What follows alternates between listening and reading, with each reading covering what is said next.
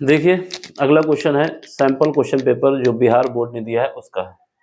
Question number कौन सा है? क्वेश्चन नंबर 33 है। ठीक है, क्वेश्चन आपको समझ में आएगा इस बात की गारंटी मेरी है, नहीं समझ में आएगा इस बात की गारंटी आपकी होगी अगर आप समझेंगे नहीं। फिर भी अगर मेरे बताने से आपको नहीं समझ में आता तो आप डिसलाइक कर सकते हैं। अगर आपको पता चलता है कि मैंने सही बताया है और सही प्रोसेस बताया है तो आपको लाइक शेयर सब्सक्राइब करना है, अगर करना है तो ठीक, वैसे कर देना। अब इसमें क्या है देखो, इसको हमें सॉल्व करना है, हल करें। 1 प्लस टेन वाई एक ब्रैकेट में है, दूसरा क्या है D X minus D Y, फिर उसके बाद क्या है प्लस 2x dy बराबर 0। इसको हमें सॉल्व करना है। ठीक, कैसे सॉल्व करेंगे? सबसे पहले हमको इसको अरेंज करना होगा। किस रूप में अरेंज कर सकते हैं देखते हैं। 1 प्लस टेन वाई का अंदर मल्टीप्लाई करो पहले, उसका आंसर देख लो। उत्तर जो गिवन है उसमें हम क्या करते हैं 1 प्लस टेन वाई और क्या है D X minus D Y, फिर उसके बाद क्या है प्लस 2x dy बराबर 0 है हमारे पास। अब हम इसको मल्टीप्लाई करते हैं इसके अंदर और यहाँ से dy और ये dy एक साथ ले लेते हैं। ठीक है, तो जब अंदर मल्टीप्लाई करोगे तो क्या आएगा 1 plus ten Y, 1 plus ten Y आया, ये हमारा y है। ठीक, ये हमारा y है, ये y है। पहले इससे मल्टीप्लाई किया तो ये dx हो गया। अब इसका इसके साथ मल्टीप्लाई करेंगे और यहाँ से हम क्या करेंगे dy कॉमन ले लेंगे। इस वाले का इसके साथ मल्टीप्लाई कर देते हैं तो क्या आएगा माइनस का 1 प्लस टेन वाई और ये क्या हो गया डी वाई, यहाँ से क्या आ गया 2x डी वाई बराबर 0। अब हमें क्या करना है इस वाले पार्ट को उठा के यहाँ भेजना है और इसको इधर भेजना है, फिर उसके बाद डी वाई कॉमन ले लेना है, या तो हम सीधे कॉमन ले लें फिर उस तरफ भेज दें, जो भी दोनों प्रोसेस सही है। इस वाले को इधर भेज के डी वाई कॉमन ले लेते हैं। जब इधर भेजोगे तो यहाँ पे क्या आ जाएगा, ये आ जाएगा मेरा 1 प्लस टेन वाई और यहाँ पे क्या हो जाएगा डी एक्स। इस वाले को इधर भेज देते हैं तो इज इक्वल टू, ये जाएगा तो प्लस हो जाएगा उधर और ये माइनस हो जाएगा, तो यहाँ से डी वाई कॉमन ले लेते हैं, डी वाई कॉमन लेते हैं और अंदर भेज देते हैं तो ये क्या आएगा 1 प्लस टेन वाई एक तरफ। ठीक, इस वाले को यहाँ से डी वाई कॉमन लिया हमने बाहर रख दिया, ये हमारा इस तरफ आया था तो प्लस हो गया, ये लेकिन माइनस हो जाएगा, माइनस का 2x और क्या हो जाएगा ये ब्रैकेट बंद हो जाएगा। ठीक, अब क्या है, अब हमको क्या करना है इस डी वाई को इससे डिवाइड करना है और ये 1 प्लस टेन वाई को इससे डिवाइड करना है, इस डी वाई को इससे डिवाइड करना है और इस वाले को इससे डिवाइड करना है। तो यहाँ पे क्या आ जाएगा, यहाँ पर हमारे पास हो जाएगा D X by D Y, ये वाले को उसको डिवाइड कर दिया इज इक्वल टू, अब इसको उठा के यहाँ डिवाइड कर दो तो यहाँ पे क्या आ जाएगा, जब इसको इससे डिवाइड करोगे तो ये आ जाएगा 1 प्लस टेन वाई, इससे किससे डिवाइड कर रहे हैं 1 प्लस टेन वाई से, टेन वाई से डिवाइड कर रहे हैं तो ये तो एक ब्रैकेट में हो जाएगा। अब इससे डिवाइड कर दो माइनस, ठीक, माइनस का 2 और क्या हो जाएगा 1 प्लस टेन वाई, इसके बाद क्या है x है उसको हमने ऐसे लिख दिया, ये हमारे पास हो गया। अब देखो इस वाले पार्ट को हम उठा के यहाँ ले आते हैं इस तरफ और इसको यहीं पे रखते हैं, इसको काट दोगे तो ये कट जाएगा। ठीक है, क्योंकि ऊपर और नीचे बराबर है सेम है, जब इसको काटेंगे तो ये कट गया, ये 1 बचा यहाँ पर, और इस वाले पार्ट को उठा के हम यहाँ ले आते हैं तो यहाँ पर हमारे पास क्या आ गया D X by D Y और ये हमारा इस तरफ आएगा तो प्लस हो जाएगा plus 2 divide by 1 plus ten Y और ये क्या हो जाएगा x और ये इसके इक्वल क्या आ जाएगा 1 आ जाएगा। ये हमारा समीकरण 1 बन गया। इतनी बात समझ में आ गई, हमने अरेंज करके इसको ऐसे बना लिया है। अब हमारे पास क्या है, ये हमारा बन गया है जनरल फॉर्म जो होती है, सामान्य फॉर्म जो होती है, सामान्य समीकरण जो होता है लीनियर डिफरेंशियल इक्वेशन का, लीनियर अवकलन का जो होता है क्या होता है वो हमारा होता है D Y by D X plus P Y is equal to Q. लेकिन यहाँ पर क्या है उल्टा है, यहाँ पर y के रेफरेंस में डिफरेंशिएट किया गया है तो इक्वेशन क्या हो जाएगी, तो हमारे पास समान इक्वेशन कहें या फिर मानक इक्वेशन कहें, मानक इक्वेशन क्या होती है हमारे पास लीनियर डिफरेंशियल इक्वेशन, जिसको हिंदी में अवकलन समीकरण कहते हैं, रेखीय अवकलन समीकरण। तो हमारे पास क्या है जो कंपेयर करना है किससे dx बाई dy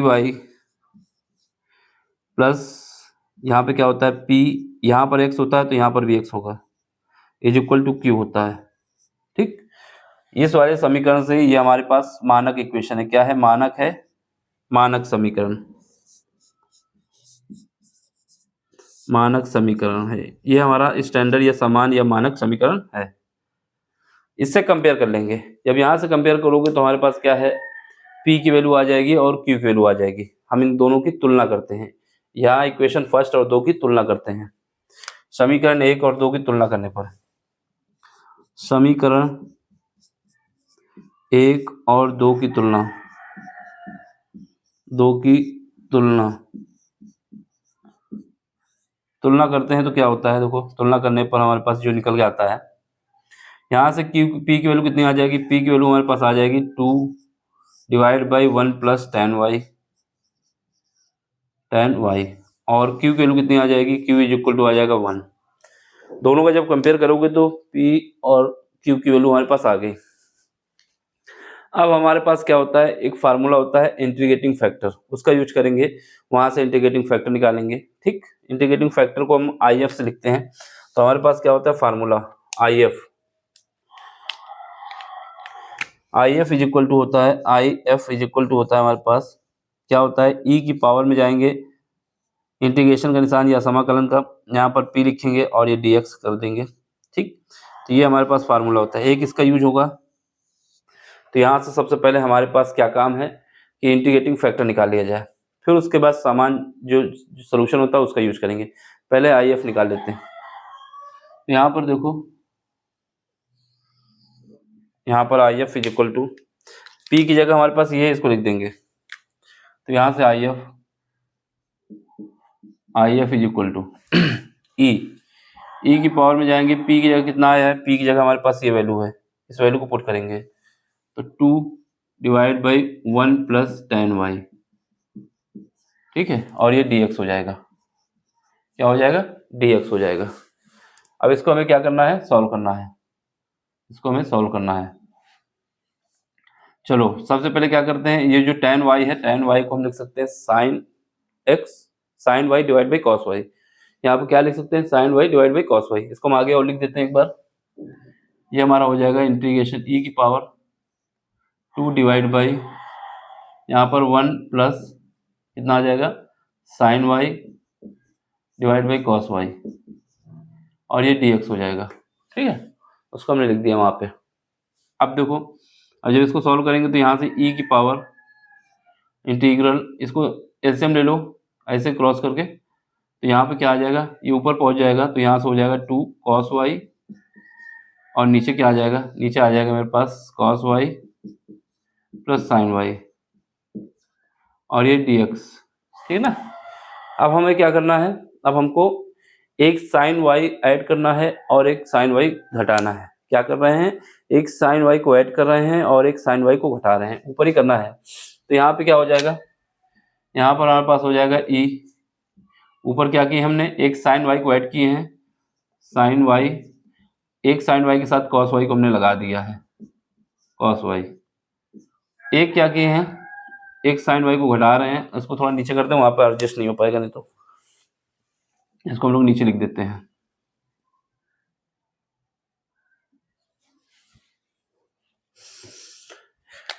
तो यहाँ से हमारे पास क्या आ जाएगा, यहाँ लाइट तो नहीं पड़ेगी, भी नहीं पड़ेगी, e की पावर ऊपर देखो, एक sin y ऐड करेंगे, एक घटाएंगे, तो एक sin y को cos y के साथ कर देते हैं, cos y, एक sin y इसके साथ ऐड कर दिए हैं। एक बात, एक cos y को एक sin y, cos y minus sin y minus, ठीक है, तो ये हमने कर दिया है। और नीचे जो डिवाइड में था उसको ऐसे लिखना है, ये क्या था, cos y plus sin y। समझ गए इस बात को, यहाँ पर यही खेला है, यही खेला हो गए।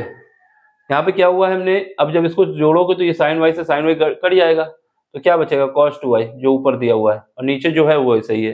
क्या किए हैं, एक sin y को हमने cos y के साथ एडजस्ट किया है, और एक sin जो माइनस sin y था उसको एक cos y के साथ एडजस्ट किया है। जब इसको हम सॉल्व करेंगे तो यही ऊपर आ जाएगा जो हमारे पास है। अब क्या करना है, इसका जो एलसीएम लिए थे उसको अलग अलग कर देना है। तो यहाँ से हमारे पास क्या हो जाएगा, यहाँ से हमारे पास e की पावर क्या हो जाएगा, ये इसके साथ जाएगा तो इसको 1 कर देगा, तो ये 1 हो जाएगा, और ये क्या हो जाएगा cos y minus sine y, और नीचे क्या हो जाएगा cos y plus sine y, और ये हमारा हो जाएगा dx। इतना समझ गए? ये अरेंज करने का ही खेला था यहाँ पर। अगर अरेंज कर लोगे तो सब सॉल्व हो जाएगा, नहीं अरेंज कर पाओगे तो फिर दिक्कत आ जाएगी। हमने इसको जब अलग एलसीएम किया तो ये 1 हो जाएगा, और ये इसके साथ इसका हो जाएगा। अब हमारे पास क्या है, जब इसका हम अलग इंटीग्रल करोगे, इसका अलग करोगे, तो ये जो हमारा हो जाएगा क्या हो जाएगा log cos y plus sine y। देख लो यहाँ पर क्या हुआ, इसका जब अलग करेंगे तो e की पावर इंटीग्रल 1 dx इंटू, क्योंकि पावर ऐड होती है तो e की पावर यहाँ पे क्या हो जाएगा, इसको हम क्या मान लेते हैं cos y plus sine y को मान लेते हैं t मानोगे। t मानोगे तो यहाँ पर जब इसको करोगे तो cos y minus sine y निकल के आ जाएगा। जब ये निकल के आ जाएगा, क्योंकि cos y ये हम जब करेंगे ना साइन y और cos y को हम t मान लेंगे, तो यहाँ पर हमारे पास माइनस आ जाएगा इसका इंटीग्रल, और ये आपस में कट जाएगा। तो देखो क्या कहना चाहता हूँ मैं, अब हमारे पास क्या है cos y minus sine y है, और नीचे क्या है, नीचे हमारे पास साइन y है प्लस cos y है, और dx है। अब देखो इसका हम करेंगे तो इसका तो e की पावर 1 का इंटीग्रल क्या होता है x होता है, जिसके रेफरेंस में है वही आ जाएगा। तो ये तो हमारा e की पावर x आ गया, ये क्या आ गया e की पावर x आ गया, ठीक है। अब इसका करो, इसका जब करेंगे तो यहाँ साइड पे देख लो जरा जो बता रहे हैं, फिर उसको हम अरेंज कर लेते हैं। वहाँ पर यहाँ पर क्या है sine y plus cos y, इसको हम मान लेंगे t, क्या मान लेंगे t। इसका dx करेंगे तो क्या आ जाएगा, क्योंकि साइन y का जब हम इंटीग्रल करेंगे, क्या करेंगे इंटीग्रल सॉरी डिफरेंशिएशन, जब इसका हम डिफरेंशिएशन करेंगे dy, ये हमारे पास क्या है y के रेफरेंस में है, तो यहाँ पर हमारे पास dy होना चाहिए। ये हम लोग ज़रा गड़बड़ कर गए, ये जो हमारे पास, क्योंकि हमारे पास ये जो इक्वेशन है ना किस क्या है x के रेफरेंस में है, तो यहाँ पे y होना चाहिए, ये सब में y बना लो, ये गड़बड़ हो जाता, नहीं तो अभी यहाँ पर y होगा, ठीक है, ये y होगा, जिसके रेफरेंस में होगा उसी के हिसाब से हमारा फार्मूला भी चेंज होता है ना, ये y हो जाएगा यहाँ पर। तो ये हमारा y हो जाएगा, और कहाँ पे, जहाँ पर dx है वहाँ पे y रिप्लेस करो, तो ये यहाँ पर तो किया ही नहीं था हमने, तो ये dy, और यहाँ पर dy, और यहाँ पे क्या होगा, ये भी dy हो जाएगा, और ये भी dy हो जाएगा। फार्मूले को अपने हिसाब से मॉडिफाई करना होता है। जब अगर x के रेफरेंस में होता तो ये होता, y के रेफरेंस में तो y आ गया है, ठीक। ये हो गया मेरे पास, यहाँ से ये y हो जाएगा, ये y हो जाएगा, ठीक। अब इसको देखो, अब इसको जब y के रेफरेंस में करेंगे तो इसका कितना आ जाएगा cos y, और इसका कितना आ जाएगा प्लस का साइन y, ये हमारा क्या हो जाएगा dy, और ये बराबर किसका हो जाएगा dt के, ठीक। तो हम क्या लिख सकते हैं, यहाँ पर जो ऊपर हमारे पास दिया हुआ है, ये हमारे पास क्या दिया हुआ है cos y minus sine y, यहाँ पर हमारे पास cos y minus sine y, क्योंकि हम अगर, अच्छा सॉरी, यहाँ पर इंटीग्रल नहीं डिफरेंशिएशन है, जब डिफरेंशिएशन है तो ये प्लस होता है और ये माइनस होता है। डिफरेंशिएशन में cos, अगर cos x का डिफरेंशिएशन करना चाहते हैं तो वो आता है साइन y, साइन x, अगर y के रेफरेंस में तो y आएगा, x के रेफरेंस में तो x आएगा, लेकिन ये हमारा क्या होगा, इसका जब डिफरेंशिएशन करेंगे तो ये आ जाएगा cos y, अब इसका करेंगे तो माइनस का साइन y आता है, इस वजह से ये माइनस आएगा। अब इसकी जगह पे हम क्या लिख सकते हैं dt लिख सकते हैं, और ये इसकी जगह पे t लिख सकते हैं, तो ये क्या बचेगा, ये हमारा बचेगा e की power integral dt by t, ठीक। जब इसको सॉल्व करेंगे तो इसका लॉग हो जाएगा, तो e की पावर y और इंटू e की पावर लॉग t। अब t की जगह जो हमने एज्यूम किया उसको रख दो, यहाँ से हमारे पास क्या आ जाएगा e की पावर y और इंटू e की पावर लॉग t। t की जगह हमें क्या लिखना है, t की जगह हमने जो एज्यूम किया है यहाँ पे लिख दो साइन y और cos प्लस cos y, बस इतना हो गया। ये हमने साइड पे जो एज्यूम किया था इसको हमने यहाँ पे अरेंज करने के बाद, इसका इंटीग्रल करने के बाद ये हमने लिख दिया यहाँ पे, ये हमारा रिजल्ट आया। अब e की पावर लॉग a है, अगर e की पावर लॉग a है, एक फार्मूला होता है, अगर e की पावर लॉग a है तो क्या आता है a आता है, इसका मतलब क्या है, ये वही तो कहानी है, तो ये हमारा क्या हो जाएगा, e की पावर y है, और ये हमारा आगे आ जाएगा, ये हमारा हो जाएगा cos y plus sin y। ठीक, तो ये हमारे पास IF निकल आया, इंटीग्रेटिंग फैक्टर निकल आया। जब इंटीग्रेटिंग फैक्टर निकल आया तो हमारे पास जो सामान्य इक्वेशन होती है, सोल्यूशन होता है, उसको भी लिख लेते हैं। ये इतना तो काम हो गया, समझ में आ गया। ये हमारे पास ये कॉन्सेप्ट यहाँ पे यूज हुआ, इसको रफ में साइड में करके दिखा भी सकते हैं, बाकी आप डायरेक्ट लिखेंगे तब भी वो समझ जाएगा कि क्या किए हैं आप। ठीक, अगर करना है तो उसको दिखा भी सकते हैं। अब इसको हम रफ कर देते हैं, अभी देखते हैं अगर बन जाए ना, तो जगह कम होगी तब रफ करेंगे। अब हमारे पास जनरल सोल्यूशन क्या होता है। जनरल सोल्यूशन जो होता है, सामान्य सोल्यूशन या मानक सोल्यूशन जो होता है, मानक सोल्यूशन, सोल्यूशन मतलब मानक आंसर, सोल्यूशन को हिंदी में क्या कहते हैं, मानक हल। मानक हल क्या होता है, मानक हल हमारे पास होता है y, अगर y के रेफरेंस में यहाँ पर x है तो x लिखेंगे, और IF मतलब integrating factor is equal to, फिर क्या लिखते हैं, इंटीग्रेशन का निशान लगाते हैं, q लिखते हैं, फिर IF लिखते हैं, और अगर हमारा y के रेफरेंस में है तो dy लिखते हैं, और एक कांस्टेंट लगा देते हैं। ये हमारे पास मानक हल होता है। समझ गए, क्या किए हैं, x क्योंकि यहाँ y के रेफरेंस में डिफरेंशिएट कर रहे हैं तो x IF is equal to q, यहाँ पे q है, ये जो q हमने यहाँ पे निकाला था, कितना निकाला था, ये 1 निकल के आया था। q की वैल्यू कितनी आई थी, 1 आई थी। और IF जो अभी हमने ऊपर निकाला है, यहाँ पर ये आ जाएगा। ठीक है, इसको सॉल्व करो, तो यहाँ से जब सॉल्व करेंगे, x IF की वैल्यू कितनी है, जो आई है वो लिख देते हैं, e की पावर y अलग रखेंगे, cos y plus sin y, और e की पावर y ये तो अपनी जगह पर आएगा।